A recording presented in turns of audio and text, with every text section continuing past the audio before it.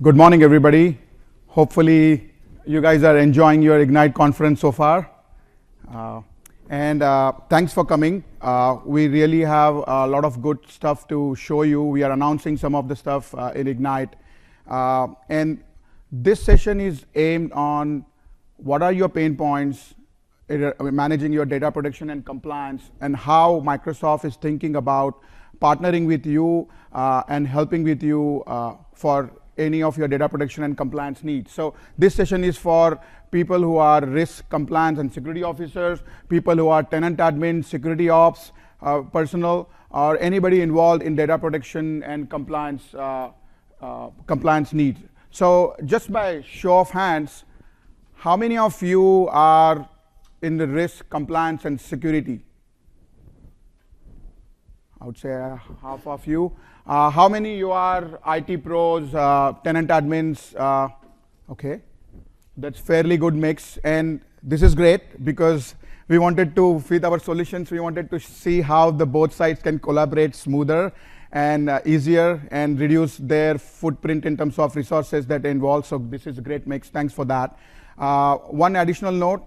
We are going to ask you some questions, so we really appreciate your response. My colleague Tina here is going to record your responses. So let's get started. I'm Om Vaiti, and I'm a product lead for the Service Trust platform as well as the compliance management and related solutions that we are going to demo today. And I work across Microsoft Office 365, Dynamics 365, and Azure to bring you solutions across Microsoft clouds. Ken? Hi, welcome. My name is Ken. I'm a compliance architect. I've been on our trust team for about 7 years now. So I have all of our privacy assets for Office 365, and I do all the technical reviews of every asset going into the service for data flows, security, and overall compliance overview. Thanks, Ken.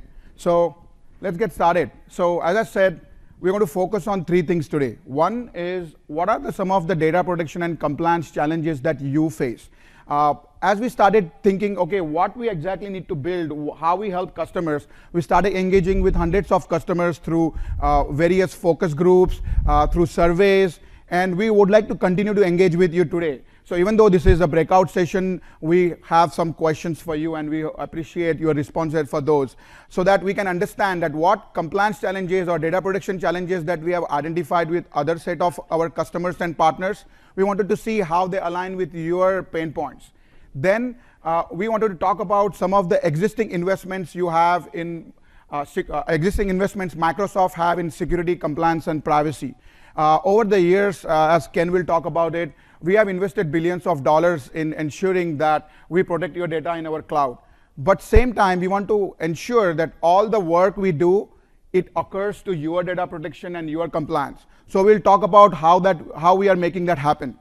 Then lastly, we wanted to show you our upcoming feature roadmap that we believe will help you to reduce your total cost of compliance and data protection. Because ultimately, today companies are spending too much time on the data protection and compliance. So we wanted to make sure we can make that as efficient for you. So we will do a lot of our demos, and hopefully we'll get some good feedback from you. So starting with the first section, we see a lot of compliance challenges based on the research that are done. So one of the biggest is there are around 200 plus regulations that are being, or the changes, regulatory changes that have been added every day. There are around 750 regulatory bodies across the world. And you know, at Microsoft, we also face the same pain as all of you.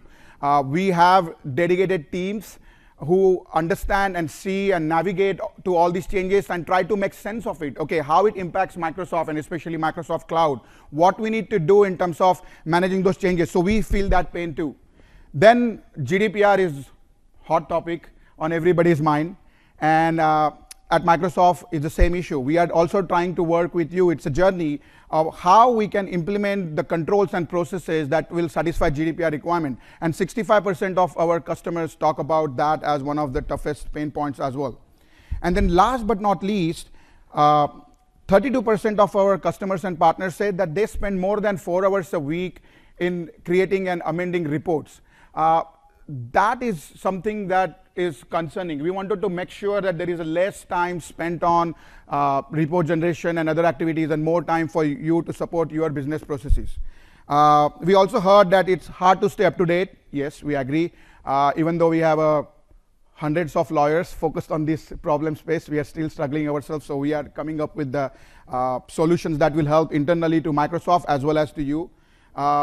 Then we understand that there is not enough knowledge within your organizations for some of the new and upcoming data protection and regulatory compliance. So you need to go out and hire consultants, third parties, and obviously they come with the big dollar bill. Then the other piece we heard was that currently the data protection and compliance processes are disjointed. There are different stakeholders involved, but they are not on the same page. So we are trying to figure out, okay, how we can help you so that all the constituents who work together to achieve data protection and compliance can collaborate together. And then again, it's time consuming to collect evidence. I've been to hundreds of audits. I've been to both aisles. I myself was an auditor long time ago. And it's a very painstaking process to understand the process first in terms of auditing, then collect the evidence. So we wanted to see how we can shorten those life cycle of that process. Then the other pain point is that we have a lack of in-house tools in managing the data protection and compliance. And we wanted to see if you are on top of Microsoft Cloud, we wanted to give first-party tools that we can build, which are integrated with the other features and services, so that you don't have to buy third-party tools. So that's our focus area. And then, as I talked about, lack of collaboration. So these are the pain points that we have heard from our customers, and we are actively working on it. And you will see, based on some of our solutions, how some of our solutions will align to those. As you see on the slides, again, it's basically focusing on volume and pace of regulatory change. It's kind of all the organizations are kind of struggling. So we want to come up with solutions that will help you. Now we said, okay, if you want to come up with solutions, what process, business process that we are helping you with? And that business process is like this. Any regulations, let's take example of GDPR. When it comes, somebody in your organization, either internal person or the vendors that you hire, reads the policy and interpret implication. It sounds easy. Everybody can read. But as you see, for GDPR, how many of you are involved in some fashion with GDPR? Okay. And if you have read the articles, GDPR articles, they are very vague. We ourselves are trying to figure out, okay, what exactly this means.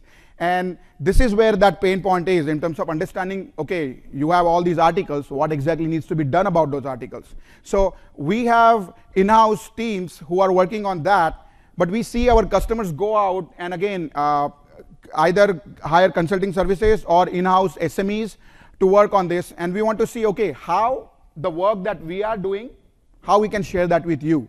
So that's one of the area of focus for us. Then once you understand what are the requirements, what you do is then define controls. You see, okay, what are the existing controls that meet these requirements? If not, what additional controls you need to add that?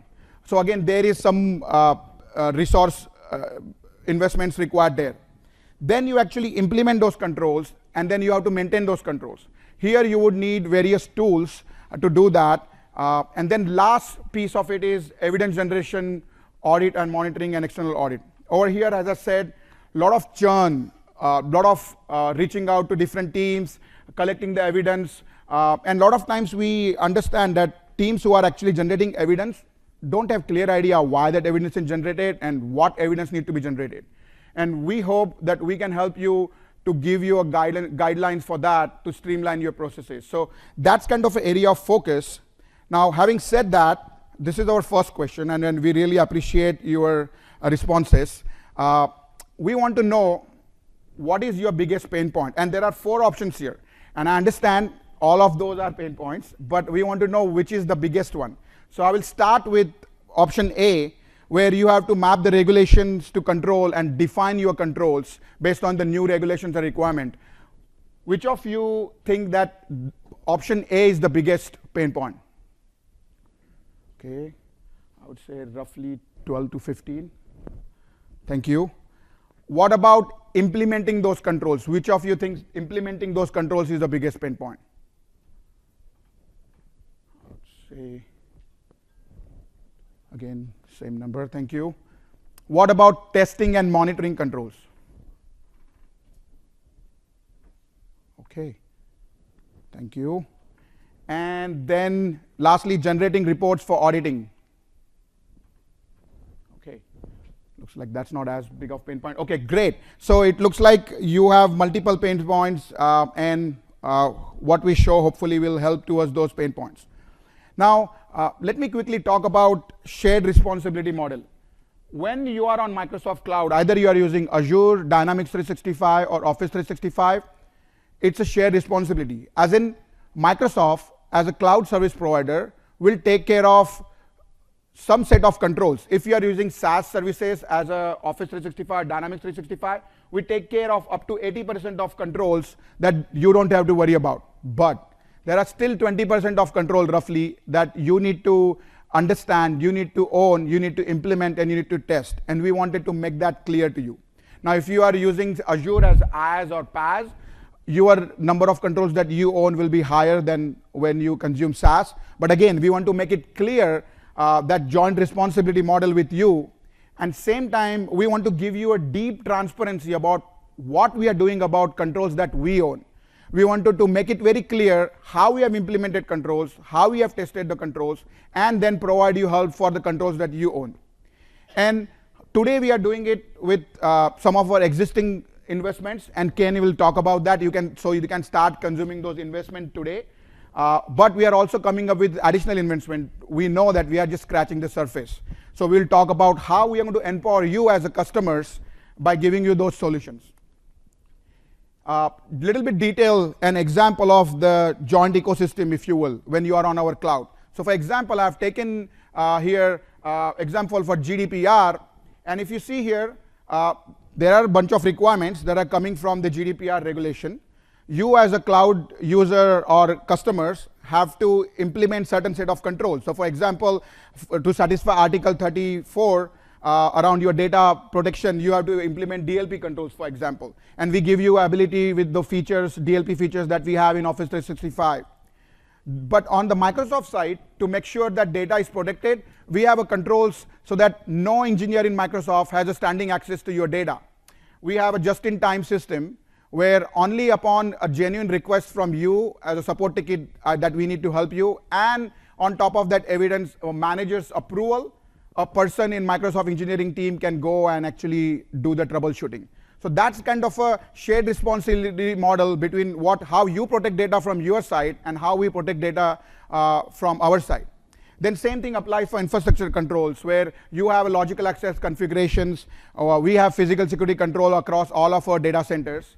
And then in terms of procedural controls, you have to perform employee training under Article 39(1) for GDPR. And we have a similar training for our teams of security awareness training. So in our cloud, Microsoft has to do our job, and we have to be accountable to you and showing you and demonstrating you how we are doing our job in protecting your data.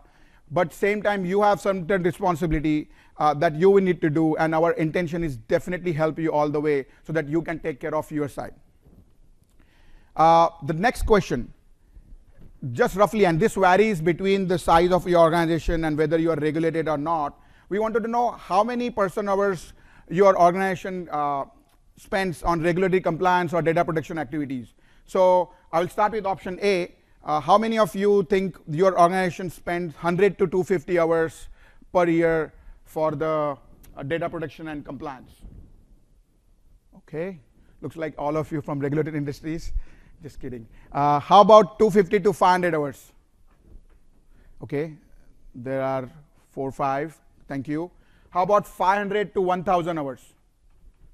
Okay, there are 10 or so. And how about greater than 1,000?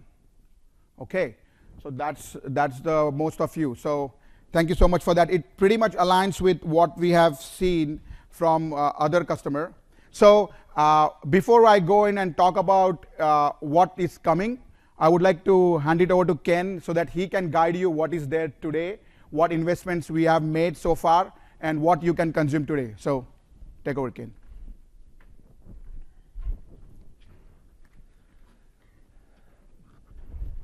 So we're in a changing time at Microsoft.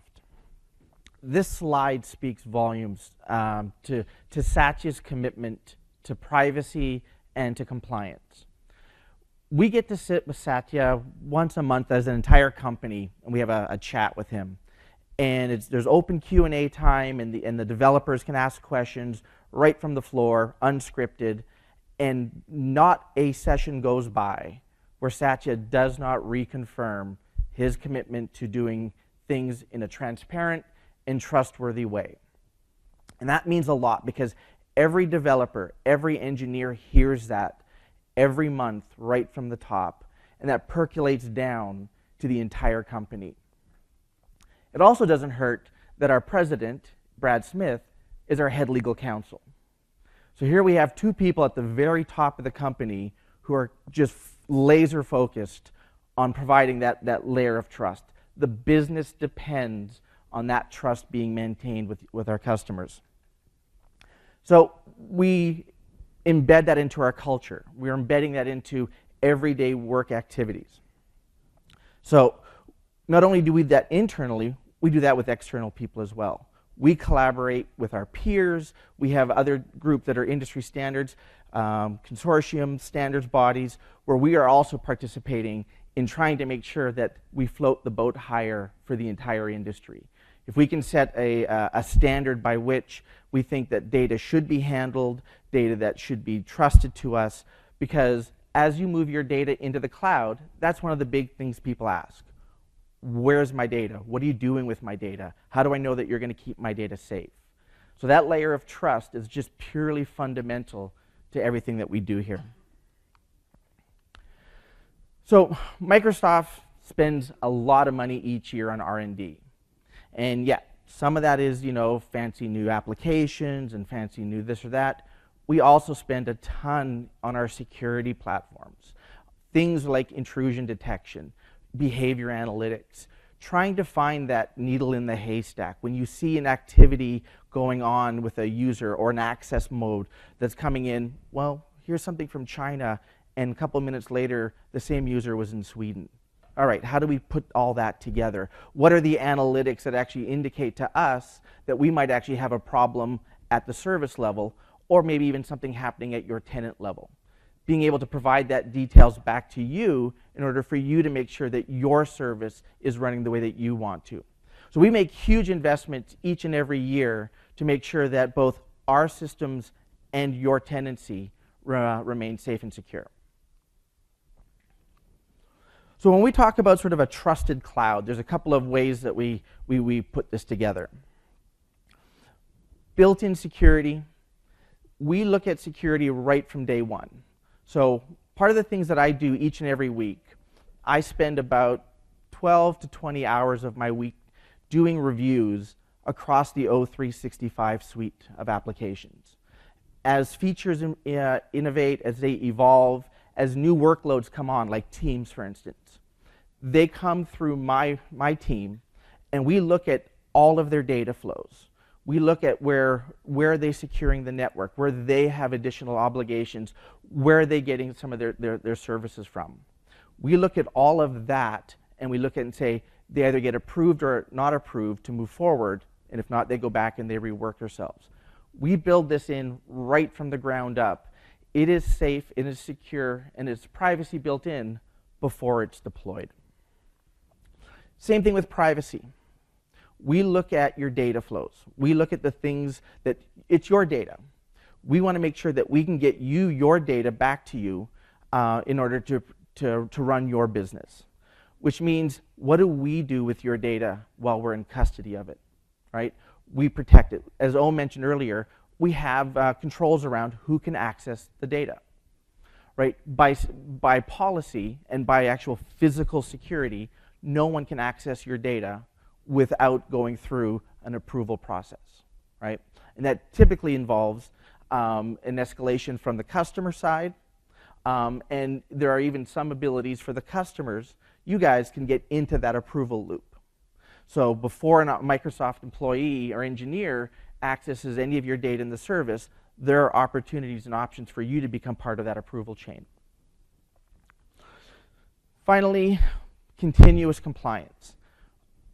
What I tell people about what we call compliance is it's not an achievement. It's not a goal. It's not a checkbox. You don't achieve it and sort of stand down. It's a lifestyle. We have to run the service each and every day to the highest standard. You don't get to just show up, pass the audit, and wait for another year to go by. You live that each and every day. And the service evolves every day. Every day, something minor is being added to the service. It's evolving, it's incrementing itself. Well, we have to make sure the thing we added yesterday and the thing we're adding tomorrow all meet that same high bar, because it just needs to work and be there for you. So we have built a continuous compliance framework, right? So if you look at what some of the things that every workload has to do, a workload would be like Exchange and SharePoint in the service. There are continuous monitoring activities that they do. They have to hand in their asset inventories. They all have to hand in their scanning reports. And all of these things are tracked and monitored and rolled up into scorecards and given to the executives to apply pressure where needed. We do this each and every day. In the service tomorrow is just as good as the service yesterday. One of the ways we can achieve this is we do this at hyper-massive scale. What we try to do is make sure that there are as few snowflakes in the system as possible. When we look at our control sets, when we look at our obligations, there are very, very few that we actually target towards a specific country, region, data center. Because when you start saying, well, we treat this one different than this one, then you have problems. You have an engineer who doesn't necessarily know what they need to do at that moment. Does this rule apply or not? Does that rule apply? So when we look at taking things on from a compliance level, we take it on from an all-up worldwide perspective. So where we do it in the United States, we'll do that in Europe. We'll do that in APAC, in China, Singapore, you name it. So one way to do it across the board. We talked a little bit about the standing access to data. We can talk a little bit more about that later offline if you're interested. But essentially, making sure that your data remains your data and under your control at all times. Part of that global footprint, going back to the first point, we get every one of our online services, we get our infrastructure generically through Microsoft. Like, we have a group that builds our data centers. They run the networks. So what you don't have is an application team trying to figure out how to run the network for their application, right? And so what you get is this massive economy of scale that when our networking team says, we're moving to this DDoS protection system, well, everybody gets it. There isn't any sort of, well, you get it because you can afford it and you can't afford it, you're not making enough money. It's at the infrastructure level. You inherit, we all float the boat higher across all of our services, whether that's Dynamics, Azure, O365, Intune. We all get from the same pile of technology and the same service levels. Talked a little bit about secure by design. Security happens at multiple layers, right? A lot of what we think about is, well, who's got access to the data? What engineers, or where does your data flow? Security starts right down at the data center level, right? We have locked cages, we have cameras, we have escort policies for people who aren't cleared. As our environments get more and more secure, we have a specific environment for our government cloud. Those people, again, have maybe US citizenship requirements. Things like that. That layer happens right below, before the even application kicks in, right? So we build that right from the data center up, and we get that all the way up to the individual engineer who ultimately then is writing the application. As far as our compliance leadership, unbiasedly, I think we do a good job. We have deeply embraced industry standard validation and ongoing monitoring of our services, right? What we try to do is we try to make sure that we will get the certifications that you know and trust. Some of them are obligated by our customers. You take our government cloud customers, FSMA, FedRAMP, and DoD, and all of these, they bring with them their own certifications that we then need to adopt. And I'll show you a map here in a minute here, but where that all comes from. But our focus on is you are defining what it means to be trustworthy. And we're going to step up to those certifications and those indications that allow you to take what I call those compliance stickers that we collect on the service and use that into your discussions with your auditors, with your internal audit to say, our cloud service provider here meets these standards, and to make sure that they're transitively of value to you. So when you look at sort of our certifications, engineers don't like words like ISO and FSMA and SOC. It confuses them. Nobody does. So we try to abstract that away from our engineering teams. An engineer shouldn't think, I'm doing this because of ISO, I'm doing that because of SOC. So what we do is we take all of those industry standards and we distill them down to our own control framework, right? And so right now that control framework is probably, I think the slide, 1,100, maybe 1,200 controls at this point. And you hear the story that there's only like 13 scripts in Hollywood. Well, there's only so many controls in the world. Everyone has their own industry standard, but they're all worded somewhat the same, or they're all derivative of a NIST standard or something.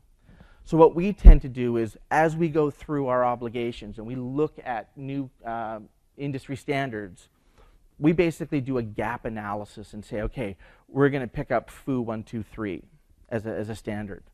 We'll go through every one of those controls and map it into our control set. Got it, need it, got it, need it. And then we will build any deltas back into that control set. So we might be doing 98% of a new industry standard right off the bat, just because of pre-existing controls.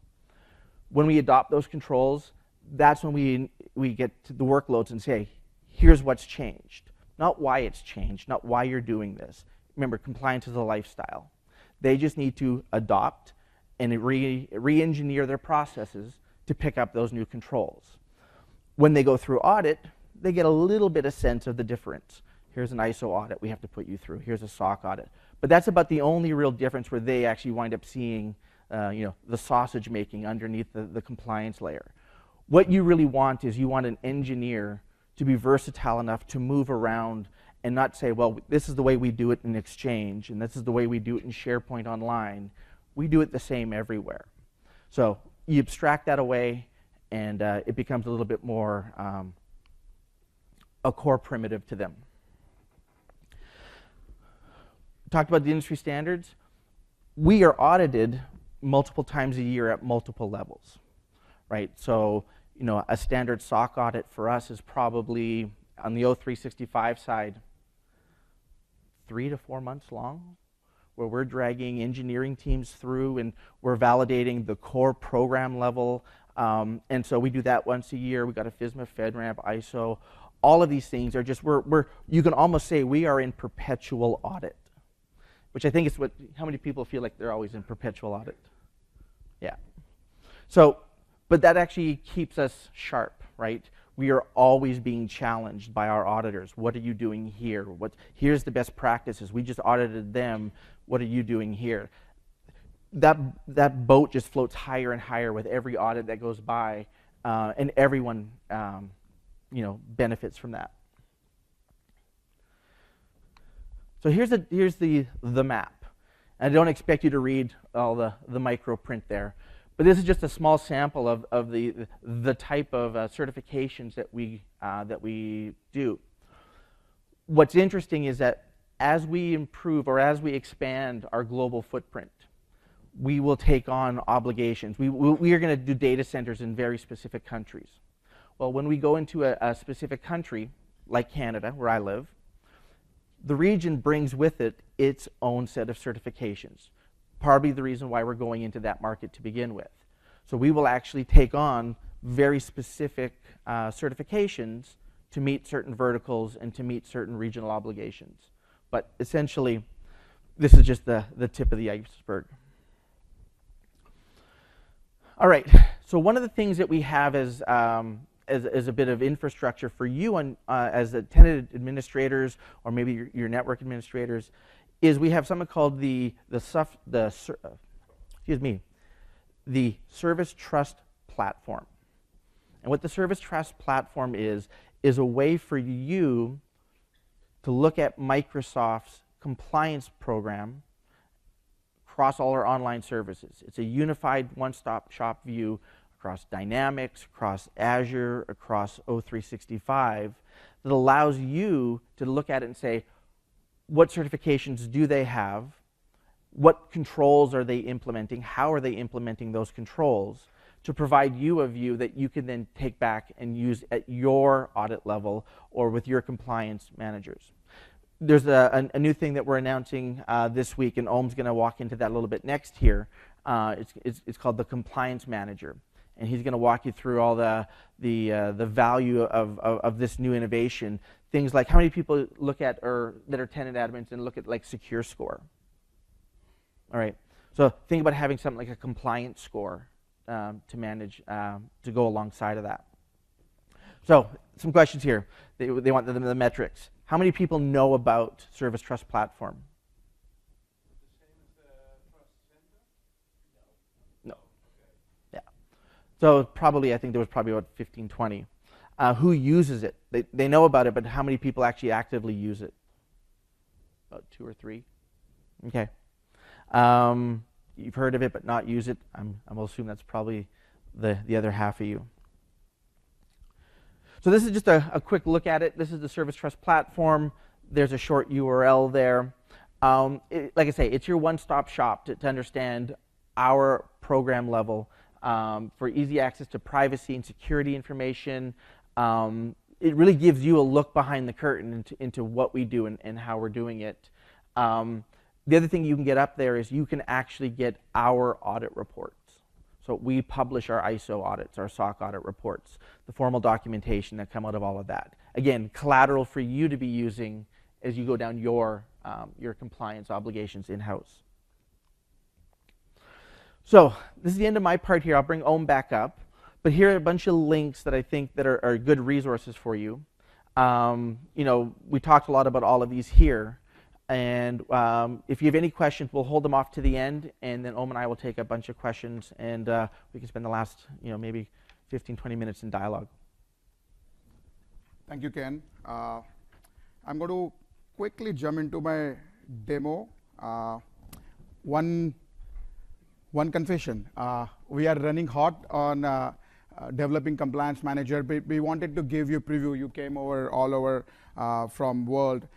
So I'm actually running that code on my own dev box. So just pardon with me, the fit and finish is not there yet. But what we wanted to talk about is the next feature that we're going to share, which is Compliance Manager. And what it does is you have now various different features across Microsoft Cloud services. You have identity and access management features, AAD. You have threat protection features, Azure information protection features from Office 365. And you have various other security management features. But how you can make sense of all these features in context of data protection and compliance requirements, that's what Compliance Manager does. It basically walks you through about what Microsoft has done and what you need to do. So having said that, I'm going to quickly do demo here. And my colleague, Raman, will join us pretty soon. He is going to be a tenant admin, and I'm going to be a privacy officer. So we are doing little role play here. So what we do here is, let's say I'm a privacy officer, and I come to the Compliance Manager, and I wanted to see, okay, how my organization is compliant about ISO or GDPR, or for example, let's add one more dashboard, which talks about how I'm compliant for the FedRAMP or NIST 853 standards.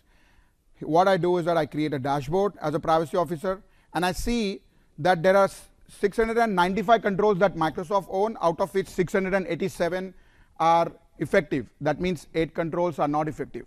And we as a Microsoft Cloud Service Provider want to share that information with you. We wanted to be a leading in the transparency across all cloud service providers, period. And I will show you what that entails. Then you also understand if you need to comply with NIST 853 standard, you have to ensure that you have 365 controls that you are going to own and implement. And if you go in details, over here you will see that first and foremost, you will get to see what are the in-scope services for that particular data protection or compliance regulation that you can use. Many times our customers ask us the question, okay, I need to be compliant with the healthcare industry standard or financial service industry standard. Which of your all these services you can use? And we do provide them answers, but that answer comes a little bit with some effort today. We want to make sure it's very efficient for you to understand, okay, if you want to comply with something, which services you can use. So this is probably, and again, this is the mock data, but this is where you will see all the data about the services that you can use in a compliant manner based on what you have chose. And you can create a dashboard cube of various different services in combination. So you can do FedRAMP, HIPAA, and ISO together, and we will tell you which services you can use across the board that satisfy those compliance standards. Then we share with you Microsoft Managed Controls. And in this Microsoft Managed Controls, we tell you each and every control that we have implemented. And not only that, for each and every control, we show you the implementation details, how that control was implemented, and we show you the actual test scripts that were run by our third-party independent auditors. So you don't have to rely on audit reports, but you will actually get to know how exactly the test was performed. So when you are performing your risk assessment on us, you will get that detailed information. But we are not stopping there. We understand that you want to know where are the failures are. So here we go. So this is the control where we have currently failure by our through our FedRAMP audit. And for that control, not only we are providing the implementation details, but we are providing you the test plans of what was tested. But because there is a low risk failure, we are explaining in our management response to you what is happening, what were some of the compensating controls by which we have calculated the risk, and what we are doing about it, and if we have accepted that risk in this case, why we accepted that risk. So when you do your risk assessment, we want you to be aware of all the failures and all the risk assessment that we have done, because you and when on top of Microsoft Cloud are depending on us. But last but not least, the key point is we are also now going to start sharing with you the customer managed controls. And over here, let's take example for GDPR. So over here, if you see, and I'm just going to take one example, Article 15-3, and over here, it says, you know, a controller shall provide copy of personal data. So this is basically about the data subject request. Any of your end users can request copy of their PII data from you, and you are responsible for performing that. So we said, okay, we have a lot of different solutions in Microsoft Cloud, how we can help you with that. So we are going to give you a necessary customer actions which tell you in summary what you need to do. So one is implementing your data classification. The second is executing content search either to e-discovery cases or with content search. And third is you need to implement some business process within your organization so that your end users can request their PII from your tenant admin or whoever you designate to. But this is just high level. We wanted to give you a summary here, but we have a detailed instructions about how you go about the articles that will explain you step by step how to configure those things in details. So you get both. Quickly you can summarize what are the 3-4 main actions that you have to do from the summary, and then you get all the details and step-by-step instructions of how you go about it. We also have included the deep links to our protection center, in this case security and compliance center, where you can go and actually configure these things. So if you are tenant admin or you have appropriate compliance roles in security and compliance center, you will be able to directly go here, from here, launch the security and compliance center and do what it needs to do. Then we are also able to kind of test, you can create a test plan. If I'm a privacy officer, I'm going to create a test plan here and say, okay, I need you to do this. And then I'm going to assign that control to my administrator. So over here, for now, since we are doing the mock-up, I will going to assign it to the author one, which is administrator in our organization. I'm going to assign high priority, and I'm going to say implement these action and then provide me the evidence. Okay. So, and I'm going to assign that. That author is going to, or the administrator is going to get email. He clicks on that email, and then he comes here, and then it basically goes into his dashboard, and then he understands, okay, this is the control that are assigned to me, and this is the actions that I have to take. He or she will take the actions, and how we will take actions, I will ask Raman to basically show you what actions he's going to take in Security and Compliance Center to satisfy this control.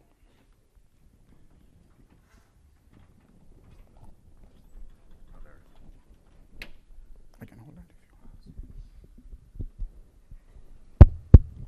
want. All right, hi. So my name is Raman Kalyan. I'm on the Office 365 Information Protection team, and I work closely with Om and Tina and the rest of the team here. How many of you are familiar with the Security and Compliance Center in Office 365? So a handful. So the Security and Compliance Center is essentially the central location from which you can implement security and compliance controls across your tenant. So we have all the features from advanced threat protection to advanced security management to e-discovery to data governance. Everything is represented here for Office 365. Over time, we will actually bring in other types of policies. So if you have been to the Microsoft Information Protection session, you'll see that we're bringing in some policies associated with encryption and all those sort of things. So that's just a quick overview of Security Compliance Center. Here you can see the first thing as a tenant admin here I'm going to do is I'm going to actually go into the classifications tab. And the classifications tab is where I can go in and actually put together labels which help me actually classify sensitive information or any other type of information. So in this case, I've already got a case set up, or actually you've got labels in here that we created prior to this demo associated with GDPR. So you can see here there's a GDPR France label that allows me to go in and say I want to retain this content for 7 years. And the other thing about this label is you can go in and you can see what are the label settings. So in this case, it's essentially you can go in and if you wanted to change a label setting to say I need to actually keep this content for longer or for a shorter period of time, or if I wanted to actually go in and delete the content after the retention period is over, I can do that as well. Here is where you would see additional settings that would show up. I need to encrypt this content, I need to restrict the content from movement outside a particular area, et cetera, et cetera. So that's just the label information. But one of the cool things about label policies is if I went in and actually set up a label policy here, and I said I want to actually set up a label policy for GDPR France, this would allow me to actually go in and do what we call like auto publishing a policy. So let's actually go walk through that. And so imagine I went in and I said, here's my GDPR France label. I want to auto apply this label. And what auto apply allows me to do is allows me to actually apply the label to specific conditions. In this case, sensitive information, or I can choose specific keywords. So I'm going to go in and choose sensitive conditions, and I'm going to go down and look for, let's say, the UK privacy and electronic communications. That doesn't actually look like the one I want. I'm going to go into UK national insurance number and the UK passport number. I'm going to look for any documents that contain this type of information. Now this is fed in from our DLP policy engine. It's got 80 different templates that are actually set up in there. One of the things that we are working on for GDPR is actually a GDPR specific tag that you can look for sensitive information associated with GDPR regulation. So once I've set that up, I basically go in and I can apply the label, set up a policy for this. GDPR France, let's say, can't type.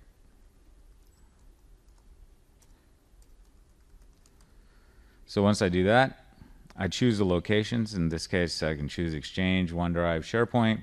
I can also choose specific location or choose specific sites if I want to. I'm just going to actually choose all locations and then hit next. I'm actually not going to do the auto apply here because it takes 7 days, but we did this last week. And so it has actually already tagged a bunch of documents that we have in our test tenant here. And then the next thing, as a tenant admin, I would go in and I would actually go ahead and set up a e-discovery search, because I may be getting a data subject request for a specific individual.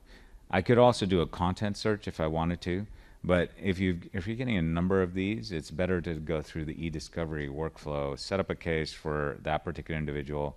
That allows you to manage all the searches related to that particular case, export the data out of that case, and also there's an audit log that captures all the actions that are taken per that thing. Whoops. So let's click on the case here. So this is GDPR France. We're looking for Homme Viety in this. So we set up a search where we actually went in and looked for all of the data in this across the tenant, across Exchange, SharePoint, and public folders. Our query was we wanted to look for Homme and Viety, as well as look for that compliance tag. So the tag that I set up earlier in the classifications label allowed me to tag documents associated with the UK Privacy Act. And then I may have gotten a data subject request for Homme. He said, hey, look, I want all the data associated with me and I want you to delete it. Great. Okay, well, I can go find it using that compliance tag as well as his name. Now, one of the things that we are doing is we're going to make this a much more streamlined process as we get closer to GDPR. So you'll see more features coming out associated with this. There is actually a session tomorrow afternoon related to GDPR where we'll be showing some of the early mock-ups of what we plan on doing here from a dashboard perspective. Also, if you go back into the Ignite on demand, there's a couple of sessions yesterday from data governance where we also show some of the dashboards. So those are just some information for you. But here I can also preview my search results. So I'll click on that and it'll come out. It should just take 30 seconds or so for this thing to kick in. And what this allows me to do, it allows me to, within the browser, actually see what are the different things that this content search is pulling up, right? And so you might see like emails, you might see documents, you might see IM messages that are captured within Exchange. Right now you're not seeing anything, so, but here you can see, here's Homme Viety's email. Here it looks like there's a credit card information. There might be some other information, etc. We can preview this. Once we've actually previewed it, then we have the ability to go in and I can actually export out of here. So I click on that little export button, export the results, and then I can choose to include all the items. There's a number of different attributes here for the export. I can export it out as one PST file, as individual messages, however I want it to actually do it, right? And then I hit the start the export button. I'm not going to do that because it takes a little bit, but we've already got the export here. And then we would, from here, go ahead and the last step of the process is to actually generate the report. And that is, I think we already did that, right, Om? Yeah. So once I've generated the report, then I hand it back. I go back into the compliance manager, and Om will take it from there as far as what actions the tenant admin has to complete to then let his chief privacy officer know that, hey, I've gone in, I've tagged these documents, I've actually done a content search, here's the export results for this particular case or for this particular data subject request, and here's what the report shows. Thanks. So this was the example of how I was able to privacy officer delegate the information or the action to my tenant admin, and that's what we want to do. We wanted to make sure that they collaborate together. Now let's say Raman is coming back he will able to upload the data. And let's say if I have created a folder for putting my GDPR assessments. Now this is the evidence that Raman as a tenant admin has collected of supporting data subject requests, configuring the data classification, and there is evidence for the workflow and policy as well. So I will able to upload this evidence here as an administrator, and then I will assign that back to the privacy officer. And I will tell privacy officer that, hey, I have able to do everything that you asked me, and please take a look at it. Evidence is provided, and he assigns back. And now privacy officers, our demo is still being created, so privacy officers will see the documents right over here that tenant admin or security ops people have shared with them. And based on those documents, based on that evidence, he will able to turn the control status to implemented, test date for today, and say passed.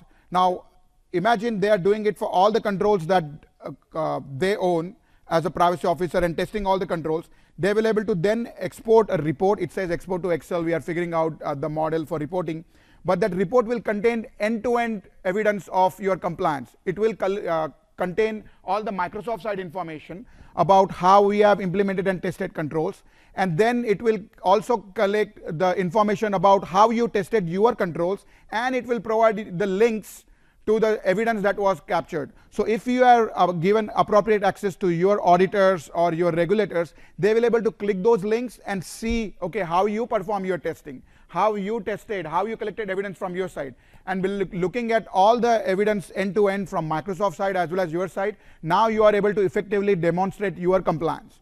So this is what we are going to preview in November, and I will now start highlighting what are some of the things that we are previewing in November, and we would love you to join the preview and start giving us feedback. So few things with the compliance score you will get. One, you will get the score.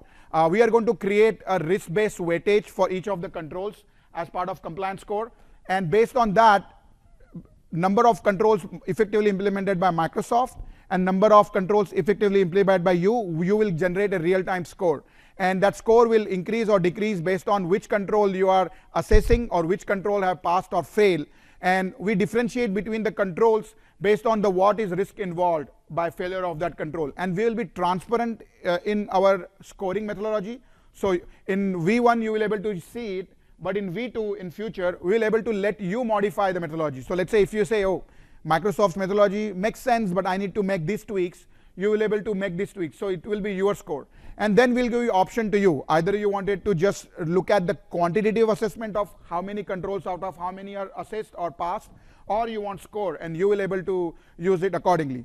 Now we are going to connect with secure score. They are not totally independent, but think about secure score is a subset of compliance score, because compliance score will encompass not only the configurable controls, but it will encompass controls that are performed by Microsoft, as well as it will encompass some of the procedural control. So compliance score will give you one single picture of how you are doing in terms of data protection as well as the regulatory compliance need.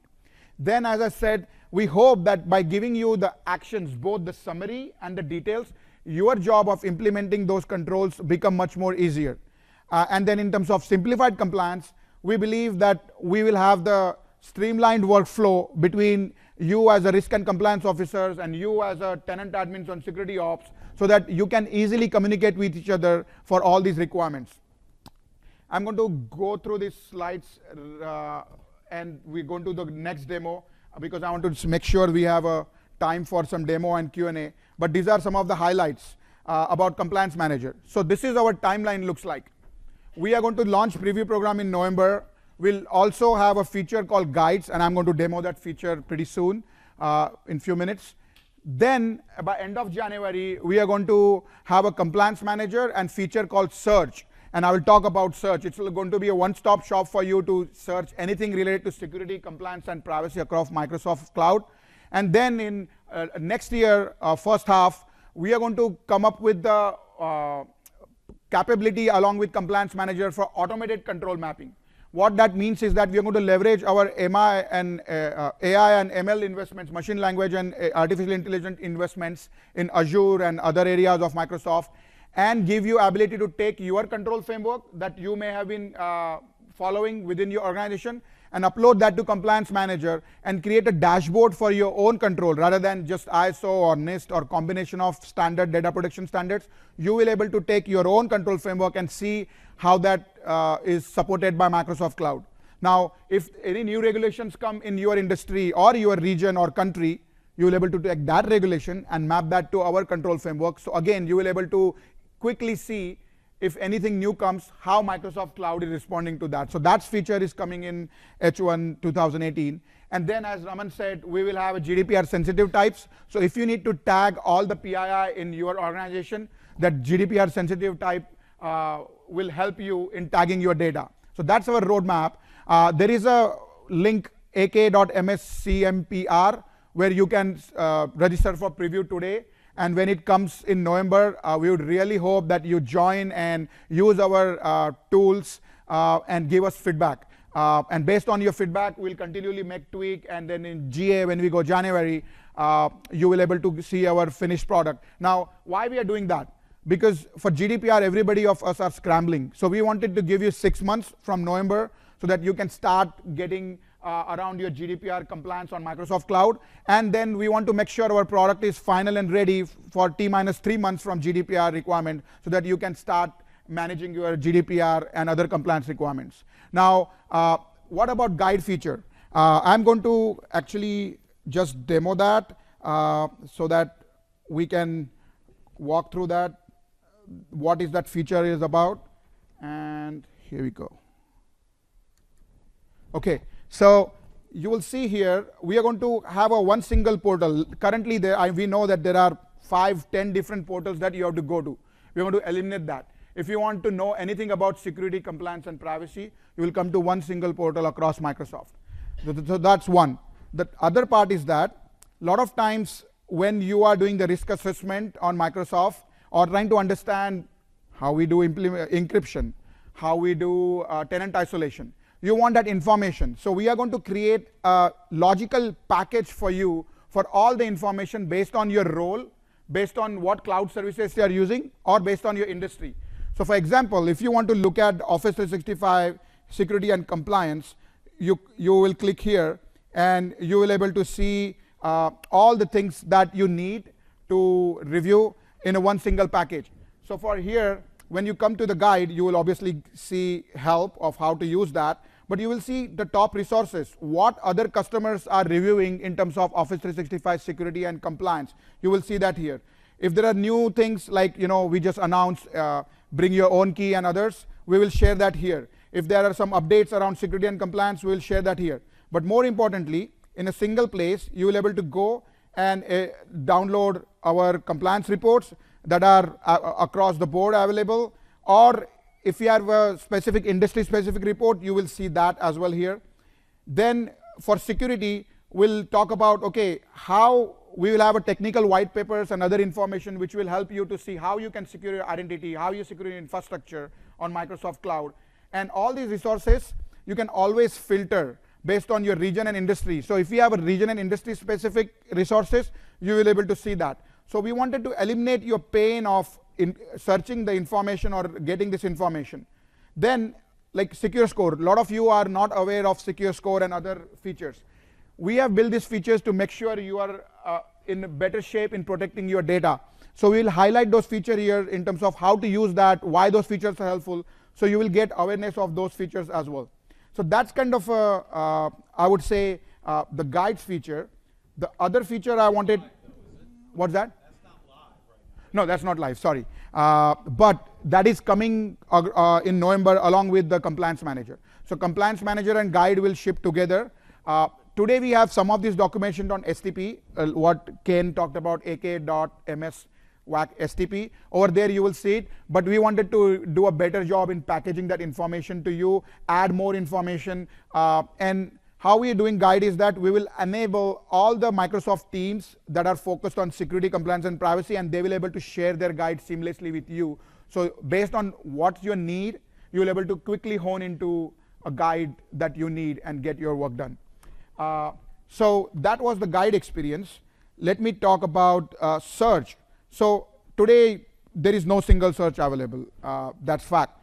But we wanted to make sure for security, compliance, and privacy, you have a single search where, let's say, if you search for ISO 27001, you will see all the documents, any videos, any features, any control we implemented, or any guides we have in the same search results. Again, you will be able to filter that search based on what Microsoft Cloud services you are using. So we are honed that. And then you will be able to filter that for region and industry. So that's about the search feature. And then what we have is one of our other feature, which we call workload compliance report. So this is not only we wanted to show you what services are compliant with particular regulation, but depending upon where you deploy those services, there is a difference in compliance standard, or what level of compliance the service has. And we wanted to make it clear. And this feature will focus on that. So based on which service you are using, which region you are deploying that service, and which regulations that matter to you, we will create a report for you. So let's just create one report. So first we'll ask you, okay, what you're using. Let's say you're using Dynamics 365. Next, we'll ask you, do you want to look for all services, or you wanted to custom select? And in V2, we are going to improve this by actually detecting the services that you have already deployed. So in V2, we will give you a report of what services you have deployed and what regions you have deployed automatically. But let's say when we are talking about the January timeframe, you will need to tell us which services they are interested in. Let's say I am for now selecting all services, and then I select next. Then I will say, okay, I want to understand these services deployed into this particular regions, and then I will select Asia Pacific and Australia, for example. And then I will say, okay, I'm interested in ISO and SOC, and then I will create a report. And this report will tell you not only which services are compliant based on those criteria that you talked about, but it also will tell you if a particular service is not compliant, what is our roadmap for that, whether it is going to be done soon, in 3 months, 6 months, or what is the timeline. So we wanted to start being more transparent with you, make it easy for you to understand which services are compliant with your data protection and compliance needs. So that's kind of a demo of some of our upcoming features. Moving back to the summary and wrap up, and we'll definitely wanted to give some time for the question and answer. So I talked about guides, I talked about search to make it easy for you, and I talked about compliance framework report. So the key points here is this. We understand that you as a customer or partner are into various customer or partner life cycle. So in some cases, the services that you are using, you are just evaluating additional services from Microsoft Cloud. So when you are evaluating us before onboarding us to either a particular service or bunch of services, you do your due diligence. And we want to make sure we let you use Compliance Manager, guides, search, and automated control mapping and compliance framework report, so that when you are trying to onboard and comparing us against other cloud services, you will be able to use that. Then once you onboard, to protect your data, we want to make sure you have all the actions that you can take and all the actions that Microsoft has done very clear through Compliance Manager and Compliance Score. And then we also wanted to give you guides so that you understand what additional details that you need. Then if you are doing annual risk assessment and audits, we want to make sure through Compliance Manager you have already done your internal assessment. So you have all the evidences ready, and to be very transparent, external auditors will have their independence. So they won't just rely on all the evidence that you have created. They will ask for additional evidence. But what it does, Compliance Manager, is that if you have assessed your controls pre-hand, first you know which controls are ready to be audited. 2, you know what is the process, what kind of evidence that you can collect, and you have already collected that evidence. So you are aware of what that process entails. So when you go in front of your external auditors, we hope that the process becomes much more efficient. They also get comfort that you are aware or you're on top of what you need to do, and they will also see what Microsoft has done. So we believe that for annual risk assessment and audits, you will be able to use Compliance Manager and guides. And then let's say if you are doing the renewal, we want to make sure by compliance framework report, you will get to see what is our compliance and data protection roadmap. So when you are looking for adopting to new feature or renewing your existing services, we want to give you clear understanding that not only today, but how in future Microsoft services will be compliant with data protection and compliance standards that are required for you based on your industry and region. So this is how we feel that all the solutions that we have created can be used by you, and we'll definitely look forward for you to join our preview program, start giving us feedback. And one thing I want to very clarify, we are just scratching the surface. We have so much work to do, but we believe instead of making it totally perfect and all the automation and wait for 2 years, we wanted to ship what we have in terms of our intelligence, our guidance today. And on top of that, in Compliance Manager, we will continue to add automation, so that currently some of the things in Compliance Manager you have to do manually, that will be replaced by automation. So there is a future down the line where lot of things will be done for you automatically, and we will continue to share what those plans are in upcoming events. So having said that, last question for you from our side, and then we will let you ask any questions that you have. Let's assume for the discussion's sake that all that I've talked about here is working appropriately and you can able to use that. That's a big assumption, I know, but let's take the assumption. How likely it will increase usage of your Microsoft Cloud services? Option A, 100%. Okay, I see approximate 10, 12. 75%. 4, 5, 6, 7, 8. 50%. Okay. 25%. Okay, there are few. And based on all the investments we are making, there is no impact. It's the same as if today. Is anyone, we feel that there is no impact on this? We want to know that too. So, okay. So thank you for that. Again, last few takeaways. One, we wanted to be most trusted cloud, and we want to be more transparent cloud. We are shipping Compliance Manager in November, so we would love you to start using it and giving feedback. And we talked about some of the Services Platform new features. We hope that that will help you in getting your job done as well. And then these are the next steps. If you can sign up for the preview, you can look at our Compliance Manager blog for more FAQs. And then you can go to STP today to start consuming some of the information you have today. So that's kind of it from us. We can take any questions that you may have. If you have a question, we'd like you to come to the microphone. It's all being recorded for the posterity. So if you have a question, please just come up to the mic, and we'll be happy to answer them. Okay. Hi. I don't think it's on. Yeah. It's on. Okay. Oh, there. Okay. You mentioned that customer lockbox. When we built our tenant in, I guess, late 2015, early 2016, it was not enabled by default. We had to manually turn it on. Is it now on by default, or do tenant admins still have to go in and enable that? I'm pretty much saying this for the sake of everyone else here who may or may not know that it's. You still have to enable it yourself, okay? Yeah. In order for that to work, okay. Can you tell me? I was rolling out DLP policies for OME, email encryption, over the past couple of months, and I had all kinds of problems with the DLP policies in Exchange versus the SEC, and things were moved over from the Exchange Online Protection module over to the SEC, and you couldn't use one. And the worst problem I have is the DLP in the Security and Compliance Center can't see or talk to the DLP in Exchange Online.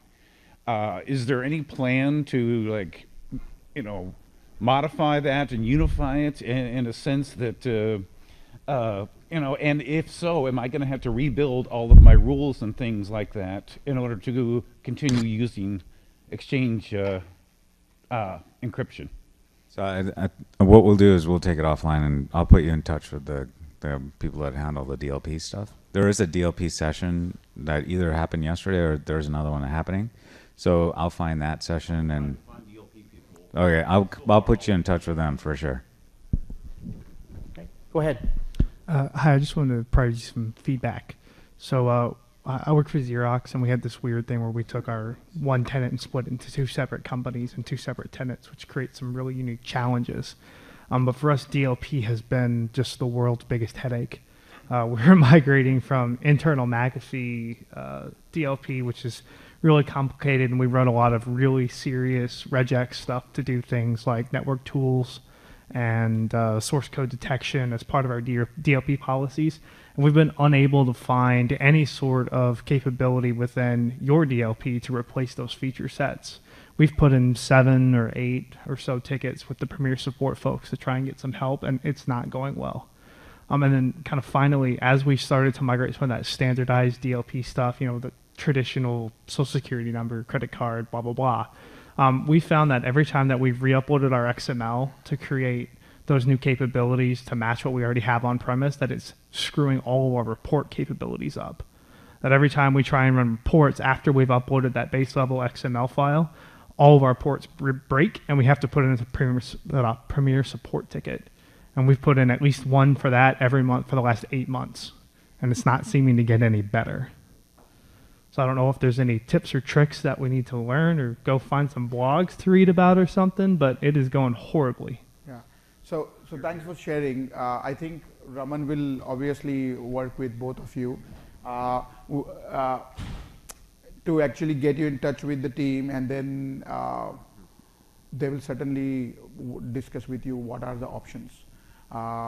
Me and Ken are not the DLP people, so it's possibly not possible for us to comment on it, but yes, we will definitely. Thanks for coming up with your thoughts and challenges, and we'll definitely would like to work with you.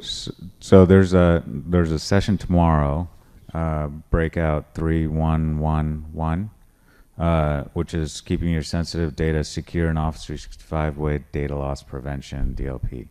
So Moss Liebman, who's basically the program manager who is building that product, is giving the talk. I would encourage all of you who are interested in that to go to that session, because not only will Moss be there, but we will also have a couple other people there as well. So, yeah, Wes will be there as well. So Wes, Moss, Adam Jung, who's on the product marketing side, he'll be there as well. So I would encourage you to go there for sure. It's at looks like it's at 9 o'clock. Again, it's BRK 3111. Down there. Hi, I just have an easy question for you. Sure. Will compliance manager work with China's cybersecurity law compliance? China, sorry? Cybersecurity law. Okay, yes. So how we are envision compliance manager to work is that we will give you the templates for ISO 27000 and GDPR, and down the line with NIST. But then, as I talked about the mapping tool addition, you will able to take any regulation, including the regulation that you just mentioned, and create your own compliance manager dashboard for that regulation. And we will able to tell you how much of your control framework or the regulation that we support, how much of what we are supporting is already tested, how much of it is your responsibility, and how you go about it. So yes, it will work for Will you have any set a template for China's cybersecurity law? So how we are tackling it is that, as you can imagine, there are 750 regulatory bodies. So instead of we creating the templates for all these regulations, we will give you ability to just create your own compliance dashboard based on those requirements. So what you will do is that you will just upload the controls that you have as per the regulations, and we will map those controls to our controls and show how that mapping does, and also give you all the details that you saw on the compliance manager. So you will able to manage requirements of any regulations that matter to you, including the one that you said. Okay. Go ahead. Thank you. Thank you. In the defense industry, compliance is really important, and this looks like a really good tool, but will it be available in the Azure GovCon or Office 365 DoD Con in 45 seconds or less? Sure, thanks. We are starting with the multi-tenant cloud. But we do have roadmap of building the versions of the templates that we'll use for the government cloud as well. We are still finding out that roadmap, and if you sign for preview, as we figured out that roadmap, we will start communications to you. But yes, we want all of our tenants to able to use that, and we will able to let you use it. But since multi-tenant cloud is our biggest cloud, we are focusing there. We ship that, and then we'll come back for the specific clouds. Thanks for the question. Yes, please. What tools do we offer for on-prem clients? Sure. As you see, some of the information protection tools will be leveraged for on-prem too. For those tools, you will able to use the existing guidance that we have in Compliance Manager. But to be very transparent, Compliance Manager is focused on Microsoft Cloud. So when you are on the cloud, based on the usage, adoption, and the feedback we receive from customer, we would evaluate whether we extend Compliance Manager for on-prem product or not. But as of now, whatever you could extrapolate, you will able to use that, but it is not targeted for on-prem product as of now. Based on usage, we will definitely take that into account. What will Microsoft do to help me ensure that my on-prem customers are also GDPR compliant? Sure. So in that case, as I said, our information protection team, the team that is focused on data governance and the DLP and other areas, trying to figure out areas where they will able to also extend existing features to on-prem by making sure that you can broad the on-prem data and use that to do some of the GDPR requirements. And then there is a GDPR page on Trust Center where we are going to keep adding information that is not just focused on Microsoft Cloud, but based on on-prem product. So it won't be Compliance Manager in near future, but there are certain assets that you can use to start helping your customer on-prem. Raman, you want to add something on that? Yeah, and so I think we have a rich partner ecosystem that we're working together with. Obviously, a lot of our stuff is focused on the cloud, right? We want you to be GDPR compliant, want to bring data into the cloud.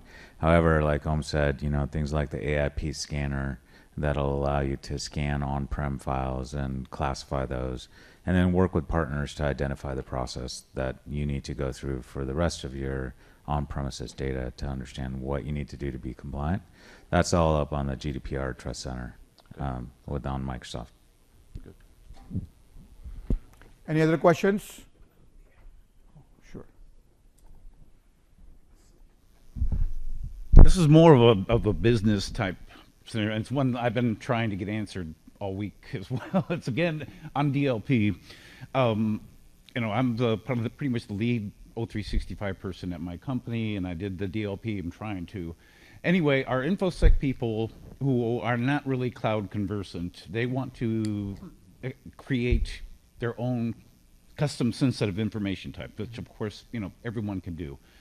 That said, I'm a little hesitant about, say, for example, we have a HIPAA breach, and it is determined through e-discovery that the rule or whatever that allowed that breach to occur was the custom one and was not the Microsoft default, sensitive information type. In that context, how does the business partner agreement for, you mentioned exactly what I'm asking about is shared responsibility. How would that might potentially change in the sense that, hey, this is not our fault. This was your custom information type that caused the problem. We're not liable. Has that come up? Or, ideally I probably want to talk to an attorney, but it's a business thing, because if they're putting my company potentially at greater risk, I want to make sure my legal department knows it. Yeah, I mean, I don't really have an answer for you there. I would encourage you to definitely, inquire with your attorneys internally. I would also ask you to talk to your account team and ask them, what happens. I mean, obviously, if it's your sensitive data type that you've created and you're looking for this, and something happens due to it not finding the information or not classifying it or whatever, that's different. But I think it requires a little bit more than, hey, we changed something and it didn't work. I'm just thinking. Yeah, I get you. I'll keep asking. No. Hey, sure. I remember that Ignite last year on the DLP, on security and compliance, where you go to the DLP, you were able to upload files and test them to see if they were, if your policy, if they were being catched, right? I don't see that on my tenant, so I was wondering if it's something wrong with my tenant or we didn't provide it for everybody yet. No, yeah, I asked Nas at this session on the 29th. Okay, Which is on Friday, it's at 9. So that's DRK3111. I got it. Go there and talk to him, see whether you can turn it on for your tenant. Oh, that's Something must be wrong. okay. Good, good. Thank you so much, guys. I think the next presenter are here, but we can come down, and if you have questions, we can take there. But thank you so much for coming. Yeah.